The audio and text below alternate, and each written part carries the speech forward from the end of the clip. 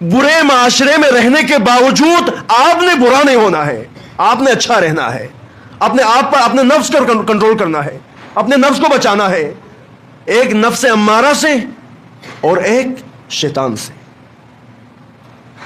یہی ہے، اگر یہ تین چیزیں اپنے اندر اگر ہیں تو سمجھیں آپ انتظار کر رہے ہیں امام زمانہ کے، نہیں تو آپ امام زمانہ کے انتظار میں نہیں ہے، یقین مانے امام زمانہ آپ کے انتظار میں ہے۔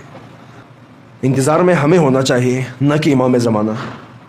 آپ دیکھیں، اپنے دل پر ہاتھ رکھ کر ایک منٹ کے لیے آپ سوچئے، اگر اسی وقت امام زمانہ آپ کے دروازے پہ آ کے، ہمارے دروازے پہ آ کے دستک دے دیں اور کہیں مجھے ایک گلاس پانی دے، اور شرط یہ ہے اس ایک گلاس پانی میں ذرہ برابر بھی حرام کا لقمہ شامل نہ ہو،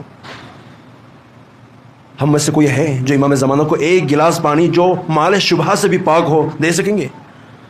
یقین مانیں، آپ تصور کریں، امام زمانہ اگر آ جائے اور آپ سے یہ مطالبہ کرے کہ ایک پاک اور منزہ فرش میرے لیے بچھائیں جو کہ ہر قسم کے رجس سے پاک ہو، میں اس پہ بیٹھ جاؤں، آپ اپنے گھر میں ایسا کوئی جگہ امام زمانہ کے لیے دے سکتے ہیں؟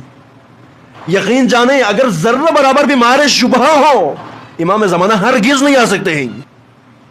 اور اگر آپ کے گھر میں نہیں آ سکتے ہیں تو آپ کے دل میں کیسے آئیں گے؟ امام زمانہ کو اپنے اگر دل میں اگر جگہ دینا ہے تو ہر قسم کے رجس سے اپنے دل کو پاک کریں۔ اگر آپ کا دل ہر قسم کے رجس سے پاک ہے تو سمجھیں وہ امام زمانہ کا گھر ہے، مومن کا دل امام زمانہ کے لیے گھر ہے۔